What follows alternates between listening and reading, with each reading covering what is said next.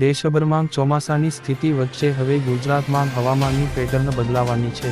હવામાન વિભાગે આગામી 5 દિવસ સુધી રાજ્યમાં ભારે વરસાદનું એલર્ટ જાહેર કર્યું છે। હવામાન વિભાગ IMD અનુસાર રાજ્યના મોટાભાગના વિસ્તારોમાં આગામી થોડા દિવસોમાં મધ્યમથી ભારે વરસાદ પડશે।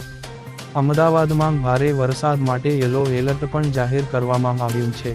IMD એ જણાવ્યું છે કે ઉત્તર પૂર્વ અરબી સમુદ્રમાં ગુજરાત નજીક ચક્રવાતી પરિભ્રમણ રચાઈ રહ્યું છે, જે રાજ્યમાં વધુ વરસાદનું કારણ બની શકે છે।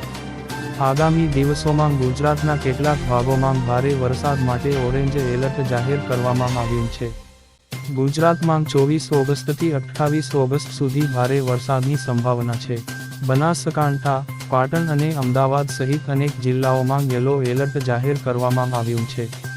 24 ઓગસ્ટે વડોદરા, છોટા ઉદેપુર અને આણંદ જેવા સ્થળોએ ભારેથી અતિ ભારે વરસાદ માટે ઓરેન્જ એલર્ટ જાહેર કરવામાં આવશે।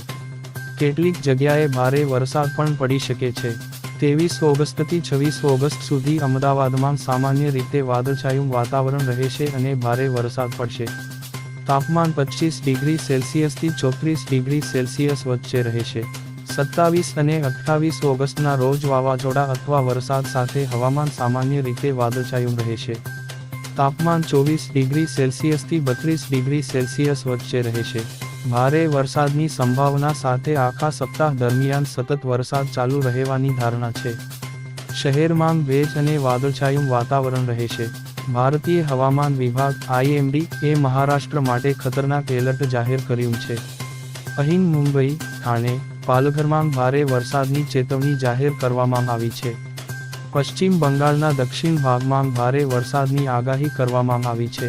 કોલકાતામાં ભારે વરસાદ બાદ શહેરના ઘણા વિસ્તારોમાં પાણી ભરાઈ જવાને કારણે સ્થિતિ વણસી ગઈ છે।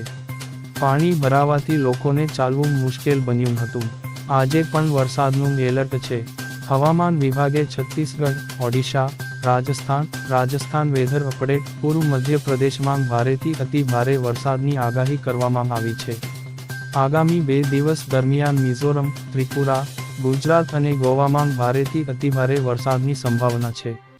હવામાન વિભાગે હિમાચલ પ્રદેશ, ઉત્તરાખંડ, જમ્મુ, કાશ્મીર, લદ્દાખ, ગિલગિટ, પંજાબ, ઉત્તર પ્રદેશ, હરિયાણા, દિલ્હી અને પશ્ચિમ રાજસ્થાનમાં પણ હળવાથી મધ્યમ વરસાદની આગાહી કરી છે।